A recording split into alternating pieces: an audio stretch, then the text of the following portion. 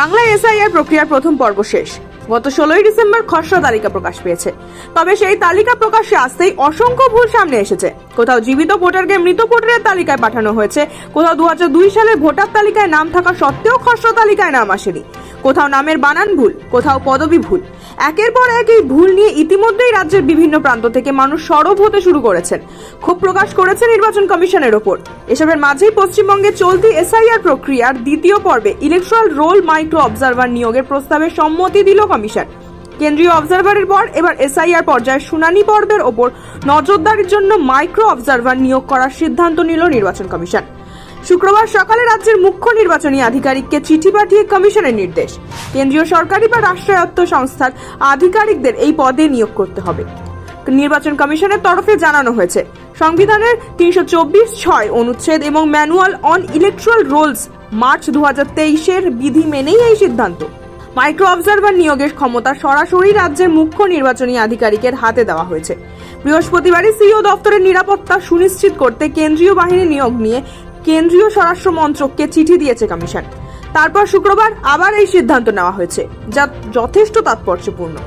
চলতি মাসের 12 December micro observer নিয়োগ করতে চেয়ে দিল্লিকে কমিশনের চিঠি দেওয়া হয়েছিল।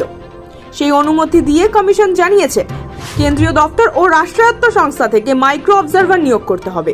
সে হিসাবে আগামী সপ্তাহের মধ্যেই 3000-এরও বেশি মাইক্রো অবজারভার নিয়োগ করার তোড়জোড় শুরু হয়েছে। শুনানির সময় প্রতি কক্ষে একজন করে মাইক্রো অবজারভার থাকবেন।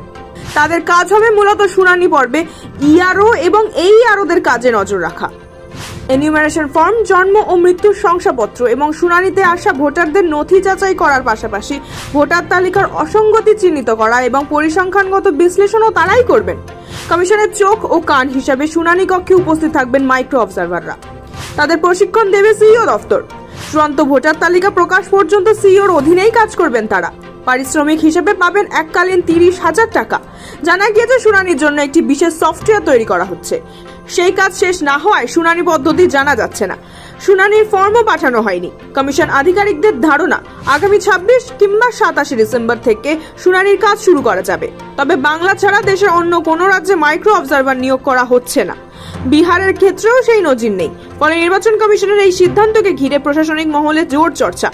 ভোটার তালিকার স্বচ্ছতা ও বিশ্বাসযোগ্যতা বাড়াতে এটি যে বড় পদক্ষেপ তা মানছেন রাজনৈতিক ও প্রশাসনিক বিশেষজ্ঞদের একাংশ। সৌভিক সান্যালের রিপোর্ট, সময় কলকাতা।